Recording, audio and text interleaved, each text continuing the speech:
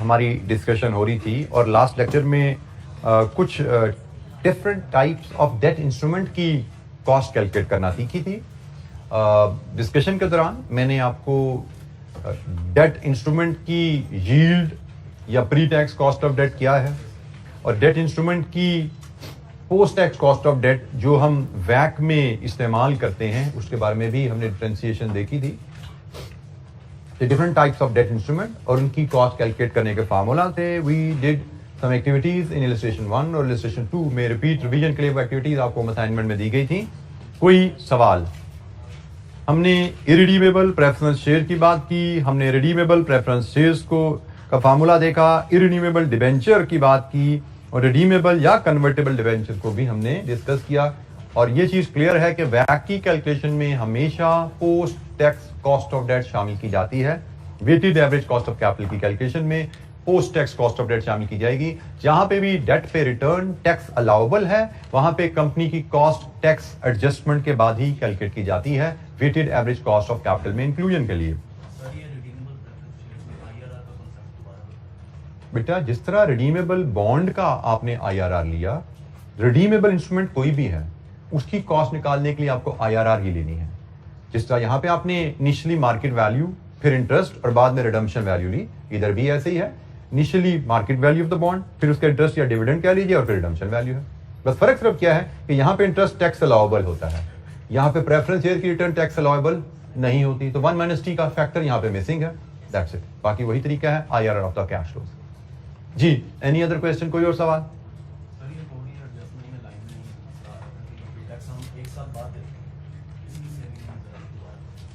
अगर आप interest tax same year पे करते हो, अगर आप टैक्स सेम ईयर पे कर रहे हो तो आपने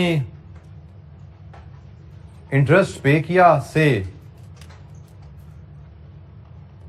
100 रुपए के लोन पे 10% के हिसाब से 10 रुपए इंटरेस्ट पे किया और 30% टैक्स रेट है तो हम कहते हैं कि टैक्स में सेविंग जो मिलती है इसकी वजह से वो 30% के हिसाब से 3 रुपए है।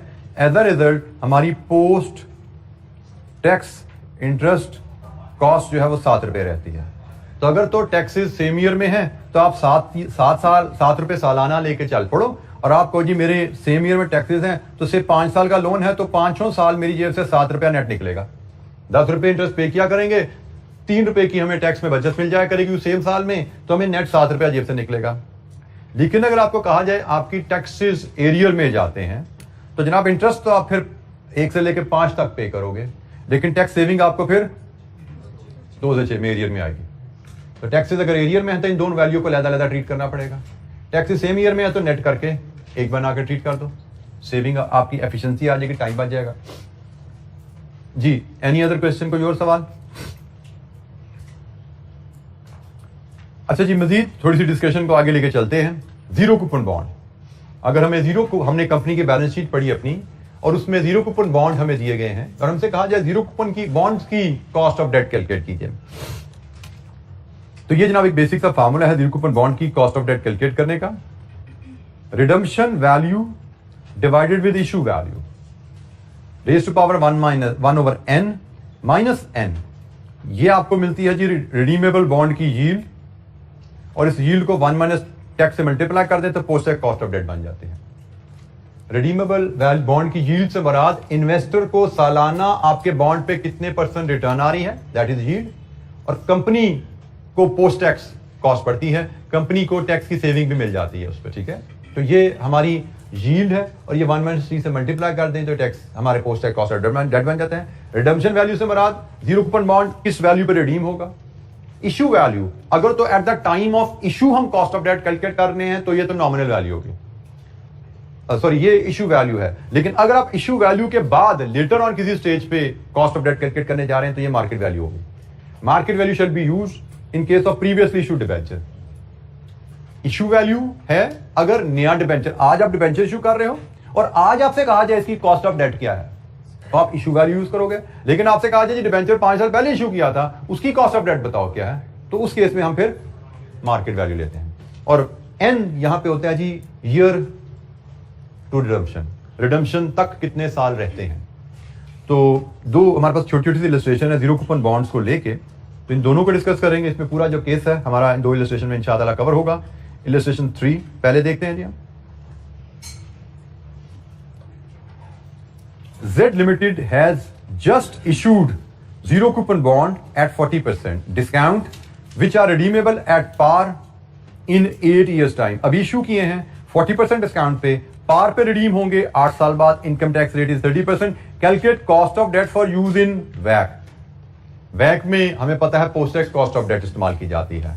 तो जनाब इसकी कैलकुलेशन अगर हम देखें, जो फार्मूला हमने अभी देखा, हमने कहा जी इलस्ट्रेशन नंबर 3 में हमें वैक के लिए कॉस्ट ऑफ डेट लेनी है तो it has to be post tax cost of debt KD. और इसका फार्मूला हमने पढ़ा, redemption value minus issue value raise to power -1/n -1 divided with, sorry my mistake, divided with redemption value divided with issue value 1/nth power -1। ये आपको जैसे मिलता है यील्ड है, इसको 1 माइनस टैक्स रेट से मल्टीप्लाई कर दें, ये post tax cost of debt बन जाती है। ये है जी फॉर्मूला जब भी हमने देखा था। अब इसको इलस्ट्रेशन 3 के लिए अप्लाई करें। रिडम्पशन वैल्यू क्या है जी, किस वैल्यू पे डेट रिडीम होगा, पार 100 पे। इशू वैल्यू 40% डिस्काउंट पे बॉन्ड इशू हुआ है 60, कितने साल बाद रिडीम होगा, 8 साल बाद। 1/8 -1 और टैक्स रेट क्या है 30% 0.3। मैं एक काम आपसे रिक्वेस्ट करूंगा, मुझे इस फैक्टर को लहदा कैलकुलेट करके दीजिए पहले, ये फैक्टर लहदा कैलकुलेट करके दे दीजिए और फिर इसको 0.7 से मल्टीप्लाई दूसरे स्टेप में कर लेंगे। 0.066 लीजिए जी, 67 कर दें या 66 रहने दें, 66 ठीक हो गया जी। ये जी हमारे पास आ गया। आप इसको मल्टीप्लाई कर दें नेक्स्ट स्टेप में 0462 और इसको हम जब परसेंटेज में लिखेंगे तो ये 4.62% है। ठीक है जी, ये जी हमारे पास कैलकुलेशन जीरो कूपन बॉन्ड की। और इस वैल्यू को मैंने अलहदा आपसे इसलिए लिखवाया कि अगर आपसे यील्ड पूछी जाए, यील्ड तो आपको पता हो यील्ड 6.6% है। इस बॉन्ड की, जीरो कूपन बॉन्ड की यील्ड 6.6% है और कंपनी को टैक्स सेविंग के बाद 4.62 इसकी कॉस्ट पड़ी है सालाना। जी बेटा,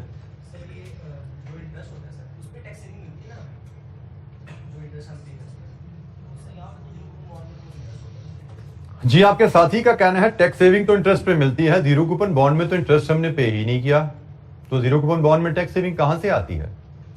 याद है किसी को? पढ़ा है किसी ने नोट्स को? टैक्स सेविंग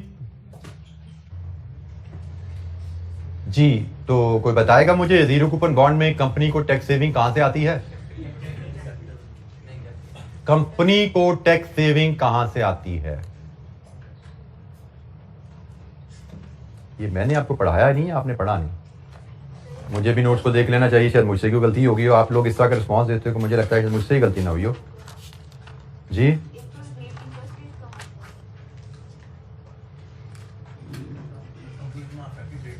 पेज नंबर 91 खोलिए। This shows that you are not into habit of reading. Page number 91 की पैरा 2 जीरो कूपन बॉन्ड का है। इसके बाद नेक्स्ट हेडिंग है बेनिफिट्स ऑफ डीप डिस्काउंट या जीरो कूपन बॉन्ड, और उसमें सेकंड बुलेट पढ़िए, discount on issue of debenture is amortised over its life and is tax allowable in lieu of interest. कोई शक? अब इसका मतलब you are not reading, and if you are not reading you are not going for success. Time जाया कर रहे हो अपना, यहां पे बैठ के पैसा जाया कर रहे हो अपने वालिदैन का, अगर घर पे जाके पढ़ नहीं रहे तो। ये ज्यादा पुरानी बात नहीं है, लास्ट वीक की ही डिस्कशन है, लेकिन आपका रिस्पॉन्स इतना मासूमाना और इतना प्योर होता है कि मैं शक में पड़ गया, शायद मैंने ये चीज लिखना भूल गया नोट्स में, या मैंने इस पे बात नहीं की होगी क्लास में।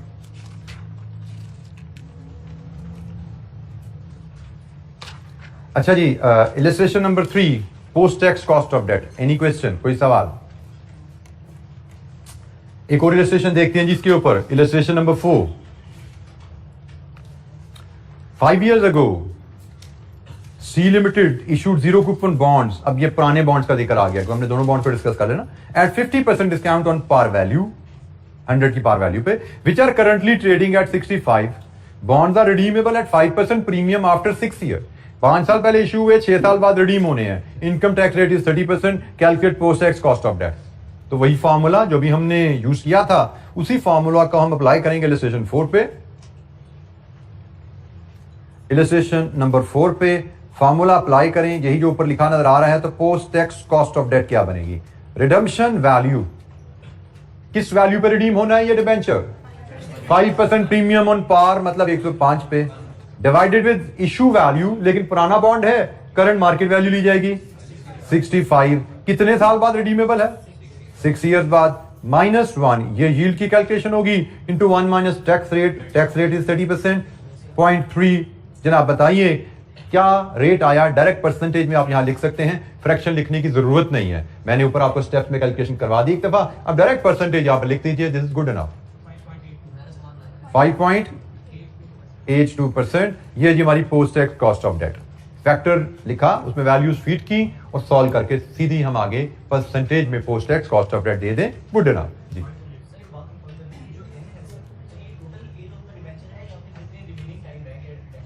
भैया पढ़ना बड़ी मजबूरी है, उसके बगैर गुजारा हो नहीं सकता।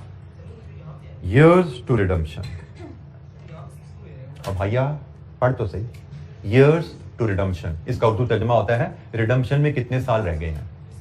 इसका मतलब टेन्योर ऑफ द डिवेंचर नहीं है, ईयर्स टू रिडम्पशन। पढ़ना, एक और वर्ड ऐड कर देता हूं, और समझना, इसके बगैर कहीं के नहीं रहोगे सीए में आप।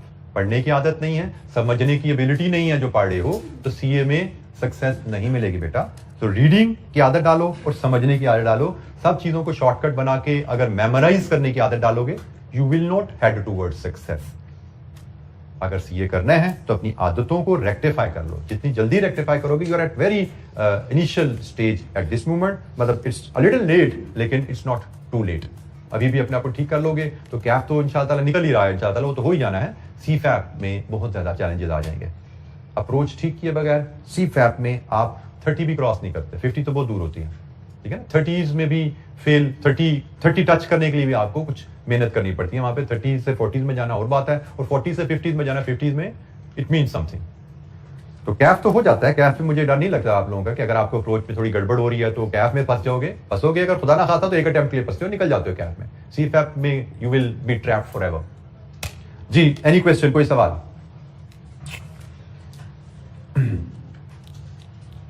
अच्छा जी, फिर हमारे पास बैंक लोन भी आ जाते हैं। बात का हमने बैलेंस शीट पढ़ी, हमें बैलेंस शीट में पता लगा हमारी कंपनी ने बैंक लोन भी लिया हुआ है। तो बैंक लोन की post tax cost of debt कैसे ली जाती है? 4 इंस्ट्रूमेंट हम पहले डिस्कस कर चुके थे लास्ट लेक्चर में। आज हमने जीरो कूपन की बात की, बैंक लोन की बात करते हैं। बैंक लोन की कहानी सबसे आसान है। आपको सिंपली चेक करना है बैंक से जी कि जी ये लोन तो हमने 10 साल पहले लिया था। सपोज आपके बैलेंस शीट में आ रहा है जी 10% का लोन। पहली बात, क्या 10% लोन, 10% का जो लोन है वो आज के लिए 10% रेट आपके लिए रेलेवेंट है? आपकी बैलेंस शीट में अगर 10% लोन आ रहा है, वो क्या बता रहा है कि भाई ये लोन 10% पे हासिल किया गया था। आप कॉस्ट ऑफ कैपिटल कैलकुलेट करते हुए किस कॉस्ट में इंटरेस्टेड हो कि आज अगर मैं पैसे हासिल करूं तो आज मुझे किस रेट पे पैसा मिलता है। इसीलिए हमने पीछे हर कैलकुलेशन में मार्केट वैल्यू को शामिल करते हुए चले ना। हमने कहा जी रिडीमेबल है, इरिडीमेबल है, मार्केट वैल्यू। आज से कहानी शुरू करो, आज क्या मार्केट वैल्यू चल रही है उसके हिसाब से कॉस्ट कैलकुलेट करो। क्योंकि अगर हम वहां पे नॉमिनल वैल्यू फीड करते हैं तो वो हिस्टोरिक कॉस्ट हमें बताता है। हमें हिस्टोरिक नहीं चाहिए, हमें चाहिए आज हमारा इन्वेस्टर हमारे इंस्ट्रूमेंट पे कितनी रिटर्न मांगता है, इसलिए हम आज की मार्केट वैल्यू लेकर चल रहे हैं। सिमिलरली बैंक लोन तो बैंक लोन है, इसकी मार्केट वैल्यू तो होती नहीं है, तो इसलिए हम इसको मार्केट वैल्यू से एडजस्ट नहीं कर सकते करंट कॉस्ट के लिए।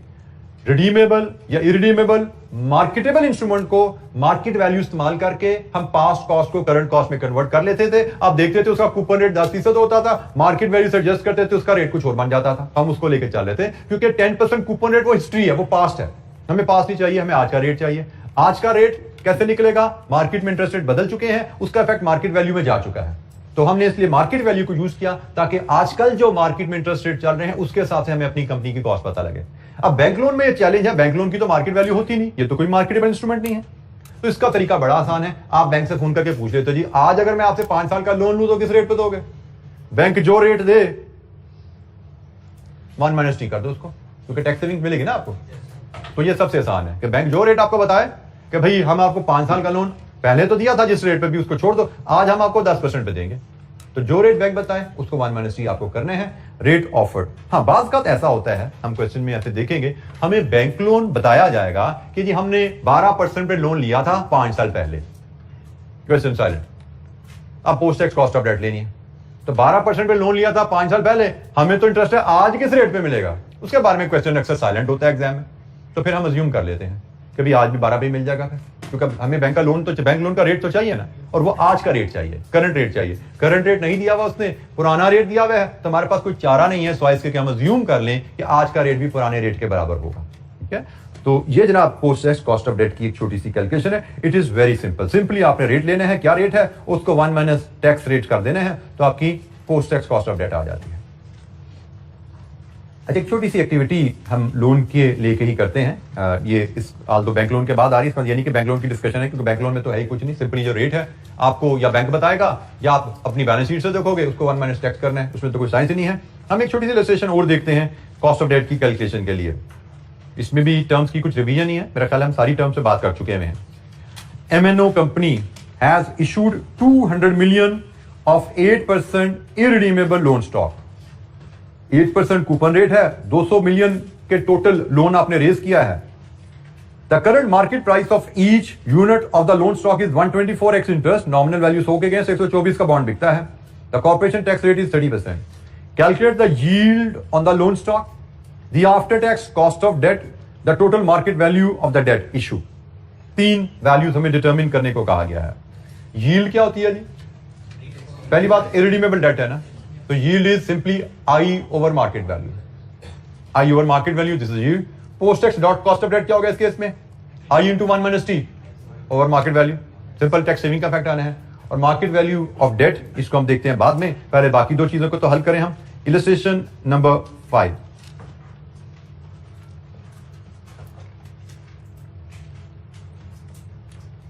yield I over market value, it has to be x interest, ख्याल रखना है ये। नॉर्मली में x इंटरेस्ट वैल्यूज ही दी जाती हैं, लेकिन कभी भी एग्जामिनर आपको ट्रिक कर सकता है। तो I means annual interest payment on 1 bond. 100 रुपए का एक बॉन्ड है, उस पर सालाना 8% इंटरेस्ट, ये है जी आपका I। Market value, current value x interest में दी गई है, वो 124 है।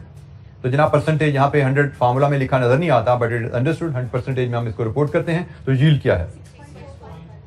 6.45, ये यील्ड है जी। इसके बाद post tax cost of debt, जब आप यील्ड निकाल चुके हो तो post tax cost of debt बड़ी आसान है। अब सिंपली इसको 1 माइनस टी कर दो। What is the tax rate? आप इसको सिंपली यील्ड को 1 माइनस टी कर दो, क्योंकि बेसिकली होता क्या है, यील्ड के लिए आपने यहाँ पे 1 माइनस टी लगाना है ना, यील्ड के लिए 1 माइनस टी ही डालना है ना, सॉरी कॉस्ट के लिए 1 माइनस टी ही डालना है। तो यील्ड इंटू 1 माइनस टी, यही post tax cost of debt. तो अगर हमें पोस्ट टैक्स कॉस्ट ऑफ डेट डायरेक्ट लेनी होती, हम फार्मूला ये यूज करते हैं। अब यील्ड चूंकि ऑलरेडी निकाल चुके हैं, तो post tax cost of debt कितनी है? 4.552, 2 डेसिमल की एनफ, 4.52 जी। Any question? ये कैलकुलेशन आपकी 8 rupees into 1 minus tax over 124 into 100, आप ऐसे प्रेजेंट करो या ऐसे प्रेजेंट करो, इस केस में एक ही बात है। 8 ओवर 124 आपने ऑलरेडी कर लिया हुआ था, तो आपने सिंपली 8 ओवर 124 को यहाँ पे 1 माइनस टी से मल्टीप्लाई कर दिया, आपका जवाब आ सकता है। कोई सवाल? Market value of the debt issue, आपने जो डेट इशू किया है उसकी मार्केट वैल्यू क्या है, तो उसका तरीका हमने बड़ा आसानी से सीखा हुआ है कि हम देखते हैं हमने टोटल कितने डिबेंचर सर्टिफिकेट इशू किए हुए हैं। 200 मिलियन रुपीस का डेट इशू किया है, जिसकी नॉमिनल वैल्यू 100 के हिसाब से डिवाइड करेंगे तो number of debenture certificate issued आ गए। और एक सर्टिफिकेट की वैल्यू 124 है, तो टोटल बॉन्ड्स की वैल्यू कितनी हुई? 248 मिलियन। लीजिए जी, ये आपकी third value. So value number 1 yield, value number 2 post tax cost of debt, value number 3 market value of debt issue. जो टोटल 200 मिलियन के डेट इशू किए हैं, उसकी मार्केट वैल्यू 248। जी एनी क्वेश्चन? कोई सवाल?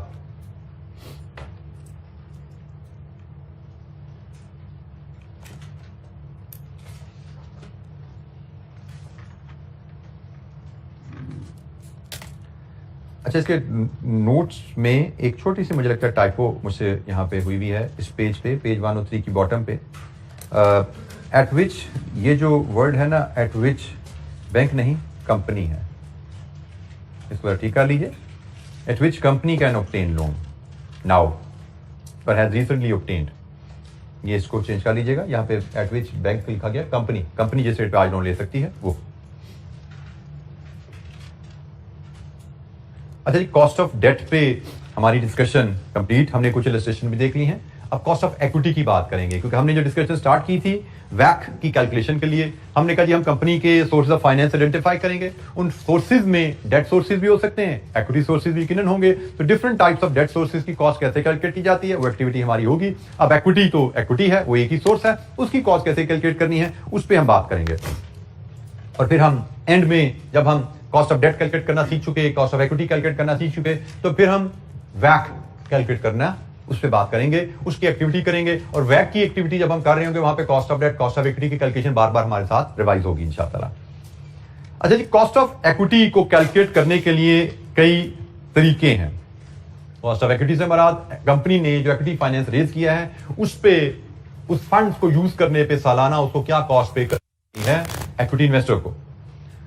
There are many methods to determine cost of equity, हमारे syllabus में भी उनमें से दो तरीके शामिल हैं।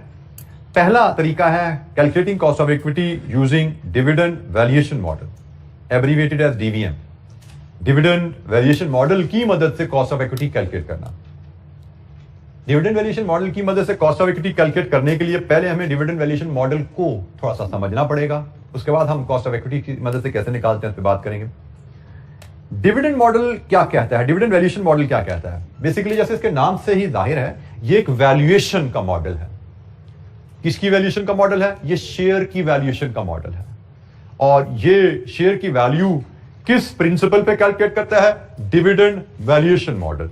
ये मॉडल कहता है कि आपने अगर किसी कंपनी की शेयर की वैल्यू एस्टिमेट करनी है तो वो वैल्यू आप उस कंपनी के डिविडेंड्स की मदद से एस्टिमेट कर सकते हैं। कंपनी के डिविडेंड्स की मदद से कंपनी की शेयर की वैल्यू एस्टिमेट कर सकते हैं। This is the basic principle of DVM. Company के डिविडेंड्स से कंपनी के शेयर के वैल्यू एस्टिमेट कर सकते हैं। किस तरह? आप कंपनी के फ्यूचर इनकम स्ट्रीम मतलब डिविडेंड को डिस्काउंट कीजिए investors required rate of return पे, equity investors required rate of return पे, जो कि KE है। अच्छा, यहां पे एक जरा ख्याल रखिएगा, debt investors required rate of return yield होती है। डेट इन्वेस्टर का रिक्वायर्ड रिटर्न यील्ड है।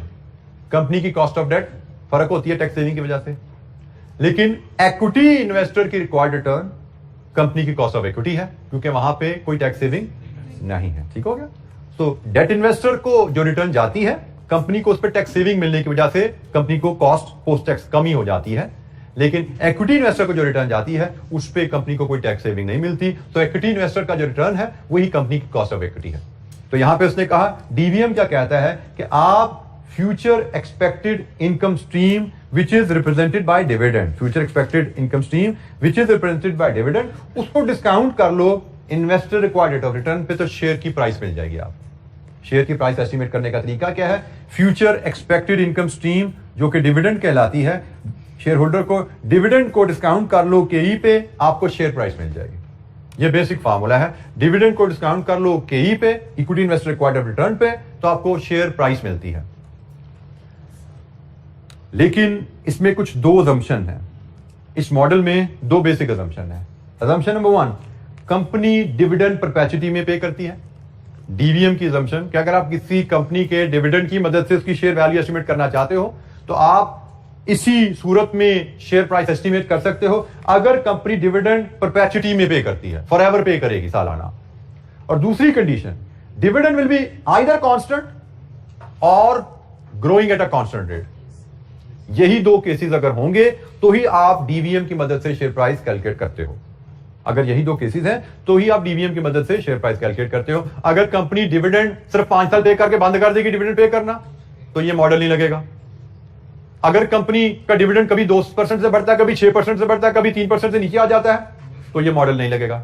ये मॉडल लगने के लिए सिर्फ दो ही ऑप्शन है कि कंपनी डिविडेंड पे करेगी हर साल कांस्टेंट, या कंपनी डिविडेंड पे करेगी हर साल सालाना 5% से बढ़ा के। कांस्टेंट रेट पे ग्रो करता हुआ। ठीक है जी। तो ये दो सूरतें हैं जिनमें अगर कंपनी डिविडेंड पे कर रही है तो आप डीवीएम की मदद से शेयर प्राइस एस्टिमेट कर सकते हैं। वो शेयर प्राइस एस्टिमेशन कैसे है? बड़ा बेसिक सा एक फार्मूला है। अगर कंपनी कांस्टेंट डिविडेंड पे कर रही है तो discounting in perpetuity, annual dividend over discount rate, यही होता है ना डिस्काउंटिंग इन परपेचुइटी। मतलब मुझे याद है किसी बच्चे ने मुझे पहले भी चेक किया था, भाई ऐसे भी लिख देता हूं मैं इसको। तो डी ओवर के, डिस्काउंटिंग इन परपेचुइटी, ऐसा ही है। कांस्टेंट डिविडेंड है परपेचुइटी में, अगर तो कांस्टेंट डिविडेंड को डिस्काउंट करना है, तरीका क्या है? 1 ओवर डिस्काउंट रेट, ये परपेचुइटी का डिस्काउंट फैक्टर होता है ना। तो जनाब आप अगर कंपनी कांस्टेंट रेट पे डिविडेंड करती है तो डीवीएम के मुताबिक कांस्टेंट डिविडेंड पे करती है, डीवीएम के मुताबिक share price market value dividend estimate करने का फार्मूला ये बनता है, एनुअल कांस्टेंट डिविडेंड ओवर के। के is equity investor required return, जो कि कंपनी की कॉस्ट ऑफ इक्विटी बन जाती है। शेयर होल्डर्स रिक्वायर्ड रिटर्न, जो कि कंपनी की कॉस्ट ऑफ इक्विटी बनती है। तो जनाब ये है फार्मूला शेयर वैल्यूएशन का। बट हमने फार्मूला को शेयर वैल्यूएशन के लिए यूज नहीं करना, हम ये टॉपिक क्यों पढ़े हैं? कॉस्ट ऑफ इक्विटी निकालने के लिए। तो हमने इस फार्मूला को इस शेप में यूज करना सीखना ही नहीं है। हमने तो कहना है भाई ये फार्मूला डीवीएम का है, तो कॉस्ट ऑफ इक्विटी के लिए इसको मॉडिफाई ऐसे रीअरेंज कर लिया जाता है। सिंपल रीअरेंजमेंट है। हमने याद इसको नहीं रखना, हमने याद इसको रखना है। लेकिन याद रखने के लिए सिर्फ रटा नहीं लगाना था, थोड़ी सी लॉजिक देनी थी, तो इसलिए हमने पहले आपके सामने ये रखा फार्मूला। अब उस लॉजिक के बाद हमने याद इसको रखना है। बट हमें पता होना चाहिए कैसे ड्राइव हो रहा है, किस असूल के तहत हो रहा है, क्योंकि यू नेवर नो। क्योंकि ये फार्मूला तो बहर आपके स्कोप में है ना, इस पर कोई एमसीक्यू आ सकता है आपका कि जी डीवीएम का प्रिंसिपल क्या है, डीवीएम के तहत मार्केट वैल्यू किस तरह कैलकुलेट की जा सकती है, 3-4 फार्मूला दे देगा, यू शुड नो। बेशक इसकी एप्लीकेशन हमारे स्कोप में नहीं है इस शेप की, ये हमारे स्कोप में इस शेप की एप्लीकेशन है, बट इस शेप का कॉन्सेप्ट वी शुड नो। तो जनाब हमने DVM, discounting dividend in perpetuity, you can estimate market value of the share, and by simply rearranging this formula you can estimate KE, cost of equity, which is shareholder required return. यहां पे भी concept आपने ध्यान में रखना है, मैं आपको एलैबोरेट कर चुका हूं, कम इंटरेस्ट एक्स इंटरेस्ट। जब आप शेयर्स प्राइस की बात करते हैं तो यहां पे कम डिविडेंड और एक्स डिविडेंड की बात होती है। वही कॉन्सेप्ट है जो वहां पे था कि साल खत्म हो गया है, डिविडेंड अनाउंस हो चुका है, तो उस वक्त शेयर की प्राइस कम डिविडेंड होती है, क्योंकि जो भी उस वक्त शेयर खरीदेगा उसके पास शेयर के साथ साथ डिविडेंड वसूल करने का राइट भी आएगा। लेकिन जिस दिन डिविडेंड पे हो जाता है उसके बाद शेयर की प्राइस गिर जाती है, और इसको हम एक्स डिविडेंड शेयर प्राइस कहते हैं, क्योंकि शेयर डिविडेंड की पेमेंट के बाद जब आप शेयर खरीद रहे हो तो अब आपको डिविडेंड पिछले साल का रिसीव करने का राइट नहीं है। अब साल खत्म होगा तो अगले साल का डिविडेंड जो कंपनी कमाएगी ना उसमें से आपको मिलेगा। तो लेकिन हम कहते हैं कि आज शेयर खरीदते साथ ही मुझे डिविडेंड जो मादी में कमाया है वो रिसीव करने का राइट भी मिल रहा है, तो हम कहते हैं जी कम डिविडेंड प्राइस मार्केट वैल्यू है। और अगर डिविडेंड पेमेंट के बाद की प्राइस लें तो वो थोड़ी नीचे आ चुकी होती है, उसको एक्स डिविडेंड मार्केट वैल्यू कहा जाता है। तो ये फार्मूला में हमेशा x dividend market value use की जाती है, क्योंकि इस फार्मूला से जो वैल्यू कैलकुलेट कर रहे हो ना वो भी आप एक्स डिविडेंड ही, आप इस फार्मूला से जो वैल्यू कैलकुलेट करते हो वो भी एक्टिव है। अकॉर्डिंगली इस फार्मूला में एक्टिव वैल्यू यूज करते हो, और एक्टिव वैल्यू अगर आपको गिवन ना हो क्वेश्चन में तो बड़ी आसानी से आप निकाल लेते हो। अगर मार्केट वैल्यू डिविडेंड पेमेंट से पहले की दी गई है और प्रपोज डिविडेंड आपको बता दिया गया है, तो आप बड़ी आसानी से कम डिव मार्केट वैल्यू में से प्रपोज डिविडेंड की वैल्यू निकाल सकते हो। फॉर एग्जाम्पल आपको कहा जाता है मार्केट में शेयर 25 रुपए का ट्रेड हो रहा है और कंपनी ने 5 रुपए का डिविडेंड अनाउंस किया है जिसकी ड्यू डेट 2 दिन बाद है। तो आपको पता लग गया फौरन कि डिविडेंड अनाउंस हो चुका है, डिविडेंड 2 दिन बाद पे होना है, तो ये प्राइस तो यकीनन कम डिव है। हमें फार्मूले के लिए एक्टिव वैल्यू चाहिए, मतलब डिविडेंड पेमेंट के बाद शेयर प्राइस क्या होगी हमें ये चाहिए। तरीका बड़ा आसान सा है कि भाई कम डिव आज की प्राइस में से जो डिविडेंड पे होना है वो निकाल दो, तो हमें पता लग गया कि डिविडेंड पेमेंट के बाद शेयर अंदाजन 20 रुपए पे आ जाएगा, क्योंकि अभी जो कंपनी का शेयर बाय कर रहा है उसको ये 5 रुपए मिल जाने ना 2 दिन बाद, तो वो 5 रुपए की कीमत में ऐड करके पे कर रहा है। ठीक है जी, 20 रुपए शायद शेयर के हैं, 5 रुपए डिविडेंड आने वो भी डाल लो, 25 रुपए ले लो मुझसे, तो 25 रुपए पे करके जो शेयर खरीदेगा 2 दिन बाद उसको 5 रुपए वापस मिल जाएंगे। तो बेसिकली उसको शेयर कितने का पड़ा? 20 का। तो प्रैक्टिकली होता भी ऐसा ही है कि डिविडेंड पेमेंट के बाद शेयर मार्केट में 20 रुपए का ही मिल रहा होता है। 19-20 फर्क हो सकता है, 19.5-20 फर्क हो सकता है, लेकिन theoretically this is the concept. तो अगर हमें मार्केट प्राइस दे दी जाए डिविडेंड पेमेंट से पहले, तो हमें ख्याल करना है फार्मूला में यूज से पहले हम इसको एक्टिव बनाते हैं। तो जनाब कांस्टेंट डिविडेंड अगर पे करते हैं तो केई का फार्मूला क्या है, और केई के फार्मूला में जो मार्केट वैल्यू यूज की जाती है दैट हैज टू बी एक्सटिव, कमडिव, एक्सटिव और रिलेशनशिप। ये छोटी सी बातें हैं। आगे अब हम इलस्ट्रेशंस देखेंगे। कोई सवाल यहां पे? जी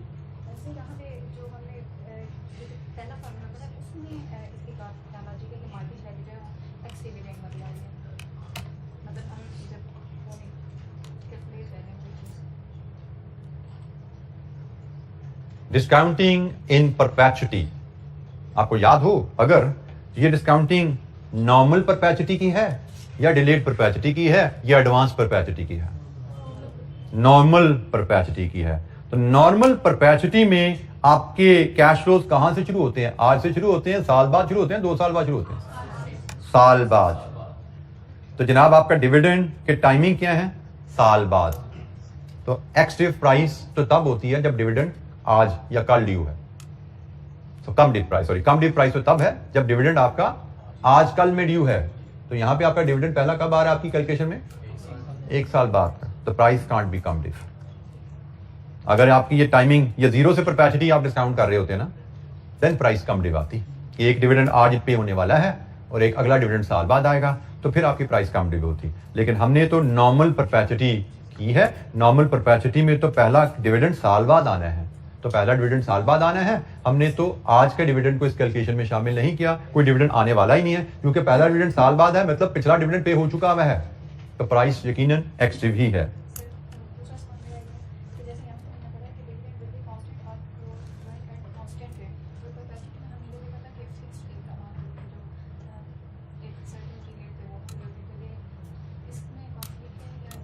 अभी हम दूसरे हिस्से पे जाएं। अभी तो मैंने सिर्फ कांस्टेंट से डील किया ना, growing at a constant rate पे बात हमने करनी है। अभी उस पर जब आ लेंगे तो growing at a constant rate का क्या मतलब है उसको भी डिस्कस कर लेंगे। अभी तो मैंने उसको टच नहीं किया। मैंने तो आपको कहा कि डिविडेंड कांस्टेंट रेट पे हो रहा हो या डिविडेंड कांस्टेंट रेट पे ग्रो हो रहा हो, सिर्फ उस सूरत में हम डीवीएम अप्लाई करेंगे। और उसके जो जुमला बोलने के बाद मैंने आपको सिर्फ कांस्टेंट डिविडेंड वाली कहानी सुनाई है अभी। तो कांस्टेंट डिविडेंड वाली कहानी में कोई हमारी प्रायर लर्निंग में यहाँ पे कोई गैप अभी नहीं है। जब ग्रोथ की बात करते हैं इलस्ट्रेशन के बाद, तो वहां पे मैं आपको थोड़ी सी एडिशनल नॉलेज जो चाहिए वो भी मैं आपको दूंगा, ताकि आपका गैप जो आ रहा है वो ब्रिज हो सके। लेकिन पहले इसकी एक छोटी सी हम एक एक्टिविटी कर लें। इलस्ट्रेशन 6 ग्रोथ की कहानी आगे आ रही है, उसको भी डील करना है हमने। उसका फार्मूला भी फर्क है, उसकी कैलकुलेशन भी फर्क है। Illustration number 6,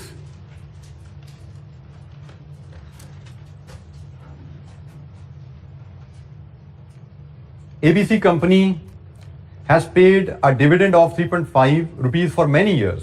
The company expects to continue paying dividend at this level in future. The company's current share price is 20. Calculate the cost of equity.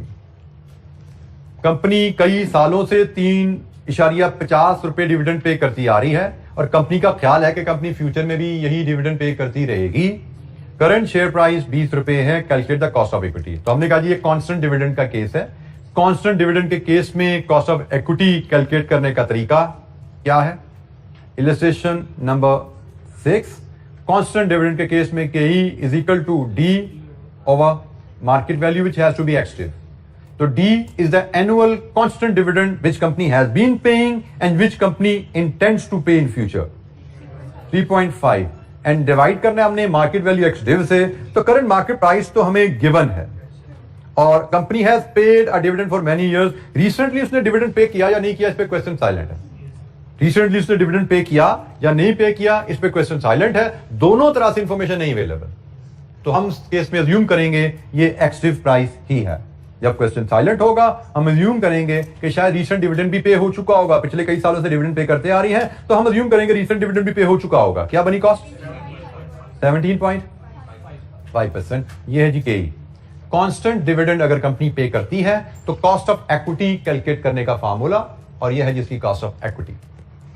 It's very simple formula, कोई complication इसमें नहीं है। Discounting इन perpetuity के concept पे DVM का formula बना हुआ था, उसी फार्मूले को जरा सा रीअरेंज किया तो कॉस्ट ऑफ इक्विटी का फार्मूला बन गया। अच्छा, जब दूसरा केस जो कि थोड़ा सा डिफरेंट है और नया है, अगर डिविडेंड कांस्टेंट रेट पे ग्रो कर रहा है तो हमें कहा जाता है dividend will grow at 5% per annum. तो जो आज डिविडेंड पे किया, साल बाद डिविडेंड डिफरेंट होगा, 2 साल बाद डिविडेंड डिफरेंट होगा। अब dividend will be paid for ever, हमेशा डिविडेंड पे होगा, बट कांस्टेंट नहीं होगा, ग्रोइंग होगा, कांस्टेंट रेट पे ग्रोइंग होगा। अच्छा जी, ये अब एक फॉर्मूला है जो नया है, अभी तक हमने डिस्कस नहीं किया था। ये भी परपेचुअल कैश फ्लो की डिस्काउंटिंग का फॉर्मूला है, ये भी परपेचुअल कैश फ्लोज की डिस्काउंटिंग का फॉर्मूला है, लेकिन ऐसे cash flows which are growing at a constant rate. Comparison देखिएगा, ये भी फॉर्मूला है परपेचुअल कैश फ्लोज की डिस्काउंटिंग का, लेकिन ऐसे कैश फ्लोज का which are constant for ever. Perpetual cash flows constant for ever, perpetuality में हमने इसी को डील किया था। तो ये जनाब उनकी पीवी का फॉर्मूला है, और ये फॉर्मूला है perpetual cash flows growing at a constant rate जी।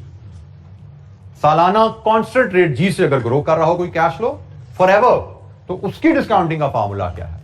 ठीक हो गया। तो इस फॉर्मूला में जो डी नॉट है वो होता है जी most recent dividend, zero, D zero है बेसिकली, ये डी जीरो है। जीरो का मतलब क्या होता है? आज। तो डी जीरो से मुराद लिया जाता है आज जो आपने डिविडेंड पे किया, या येस्टरडे जो पे किया, या जो टुमारो पे करोगे, आजकल में रीसेंट डिविडेंड जो पे हो चुका या होने वाला है आजकल में, वो डी जीरो ही कहलाएगा। ठीक है, तो डी जीरो से मोस्ट रीसेंट डिविडेंड पेड और जस्ट टू बी पेड।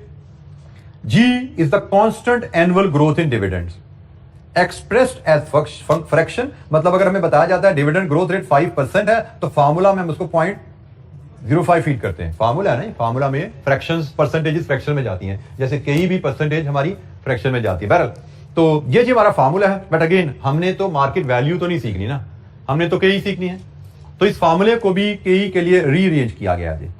ये सिंपल रीअरेंजमेंट है, मैथमेटिकल रीअरेंजमेंट, मैथमेटिकल रीअरेंजमेंट है। ये इक्वेशन रीअरेंज होकर कई के लिए ऐसे अरेंज होती है। D not 1 plus G D not into 1 plus G over market value active, then plus G आप देख रहे हैं अलहदा से ऐड हो रहा है, लाइन जो हमारी है उस फैक्टर से, उस कंपोनेंट से अलहदा है।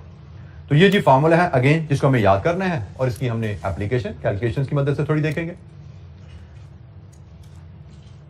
कांस्टेंट रेट पे ग्रो करने वाले परपेचुअल कैश फ्लो की पीवी लेने का तरीका, ये फॉर्मूला है।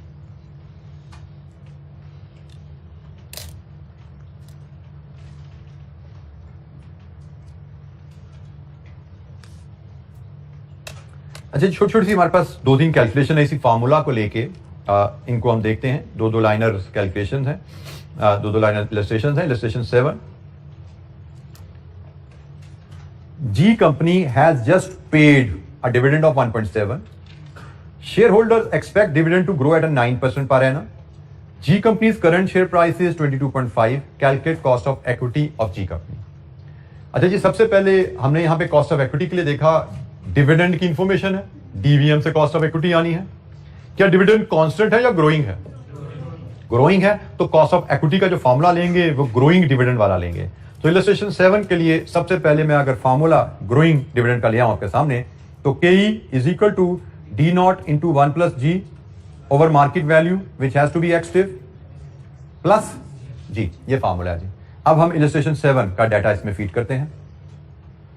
के is equal D not most recently paid dividend 1.7 rupees 1.7। Growth future में डिविडेंड किस रेट से ग्रो करेगा? 9%, 0.09 बन जाएगा जी, ऐसा ही है। ओवर मार्केट वैल्यू एक्टिव, हमें जो मार्केट वैल्यू दी गई है, इज इट एक्टिव और कमडिव? इट इज एक्टिव क्योंकि dividend has just been paid, तो ये एक्टिव है 22.5 प्लस ग्रोथ 0.09। लीजिए जी, सॉल्व कर लीजिए, फ्रैक्शन में आपका आंसर आएगा, उसको परसेंटेज में लिख लीजिएगा। लीजिए जी, ये आपकी के है इलस्ट्रेशन 7 में। You have to simply remember the formula, और इंडिविजुअल कंपोनेंट्स की इंटरप्रिटेशन आपको आनी चाहिए। डी जीरो क्या होता है, यहां पे मार्केट वैल्यू एक्टिव से क्या मुराद है, और जी क्या है।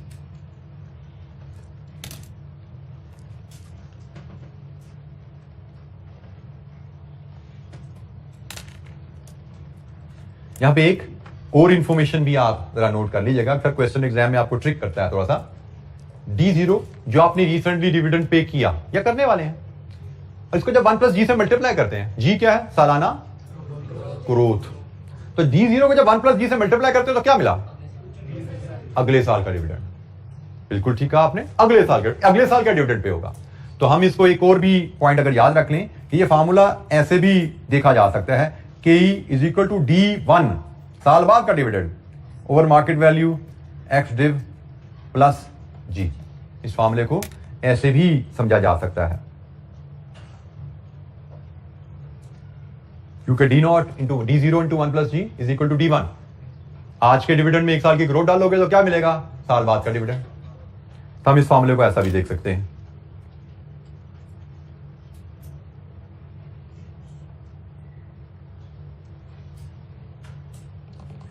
Illustration 8.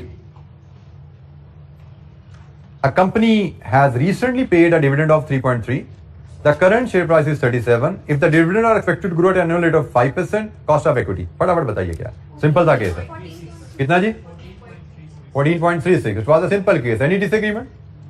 कोई इशू नहीं है, सिंपल केस था। Illustration number 9. B company is about to pay a dividend of 1.9. Shareholders expect dividend to grow at a 9% per annum. B company's current share price is 17.5. Calculate cost of equity of B company.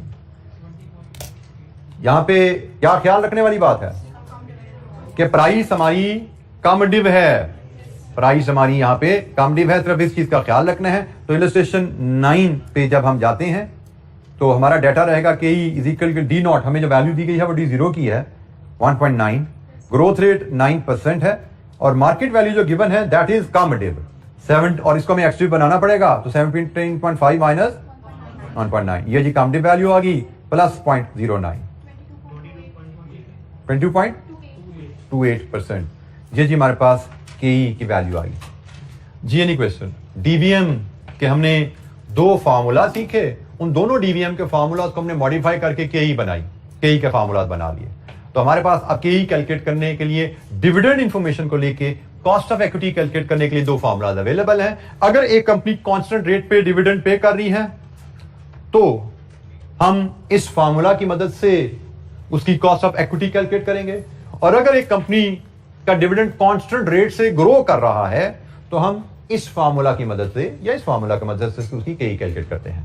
तो हमने सिर्फ ये केई calculate करने के लिए 2 formula सीखे हैं। कौन सा यूज करना है दैट विल डिपेंड कंपनी की डिविडेंड पेमेंट की पॉलिसी क्या है, जिसकी अपनी कंपनी की हम कॉस्ट ऑफ इक्विटी कैलकुलेट करने जा रहे हैं। तो हमारी कंपनी की कॉस्ट ऑफ डिविडेंड पेमेंट की पॉलिसी क्या है, उसके मुताबिक हमारे पास 2 फार्मूलाज हैं कॉस्ट ऑफ इक्विटी कैलकुलेट करने के लिए। इसके अलावा कोई डिविडेंड पेमेंट की कोई तीसरी पॉलिसी होगी ना, तो फिर डिविडेंड पेमेंट मेथड से केई नहीं निकल सकती। कोई तीसरी पॉलिसी अगर आ गई इन 2 के अलावा, कांस्टेंट डिविडेंड या कांस्टेंट रेट पे ग्रो करने वाला डिविडेंड, कोई तीसरी पॉलिसी हुई तो फिर केई यहां से नहीं निकलेगी। केई का फिर कोई और तरीका देखना पड़ेगा। एक और तरीका भी हमने पढ़ने आगे चल के, लेकिन ये जरा बेसिक तरीका है। अभी इस पर डिस्कशन हमारी खत्म नहीं हुई, थोड़ी सी बात मजीद होगी, थोड़ी सी इलस्ट्रेशन मजीद करेंगे, लेकिन नेक्स्ट लेक्चर से।